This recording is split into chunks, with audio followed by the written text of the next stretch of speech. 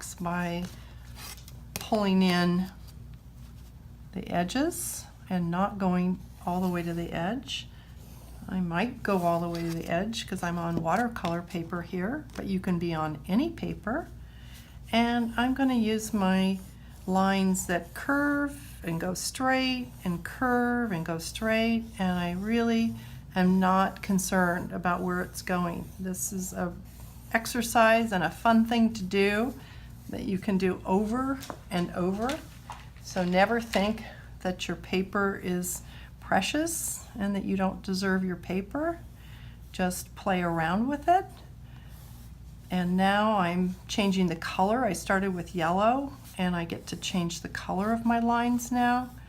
And if I were working just with a pencil or pen, I can also do something I'll do in a second here, which is change the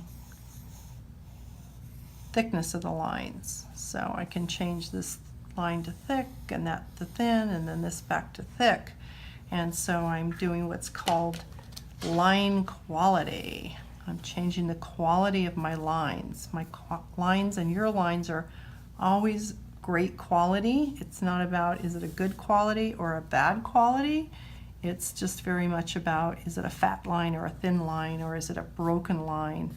And I can add lines to this. I can add colors to this and lines to this. And I'm working fairly quickly because I think that's a fun way for you to watch this. But you can work slowly if you want, very slowly, very deliberately if you want, or you can quicken it up. And a lot of times quickening it up gives you a chance to not think. Just be in the moment and do things that you might not otherwise do if you overly thought it. So we're thinking inside a box today with our color and our lines. We're repeating straight lines and curved lines, and straight lines and curved lines. And we don't have to alternate them, but we can. And because I wanted to also put down some color in a fast way, I have my watercolors here, and I almost never use them just straight out the same color that came with it.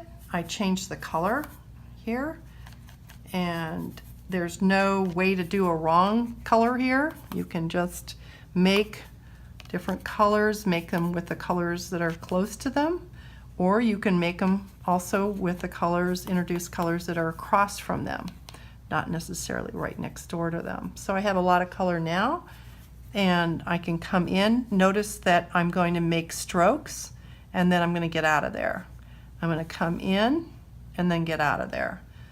And I'm going to also work quickly, but you don't have to. You can work any way you want. You can work more slowly.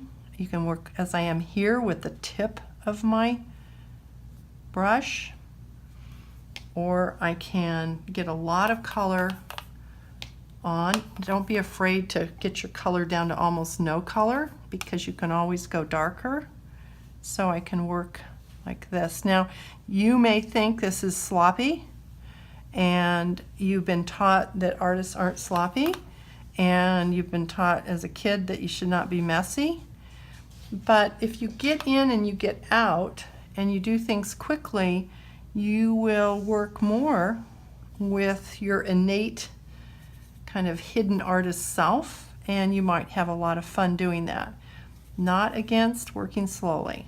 Work either way. That's the whole idea here, is that you can work however you want. And one of the things I like to do is change up the way I work when I paint and see what will happen when I change what I'm doing. Now I can let all this dry. One of the things that happens is when people start wetting the paper, they feel out of control, which is kind of a good place to be in art. It's not touted as a good place to be, but artists that do a lot of research and development in their work meaning that they try different things. They're not worried all the time that it has to turn out great or that they're going to not ever get another piece of paper or another chance. They do a lot of things to find out what will happen.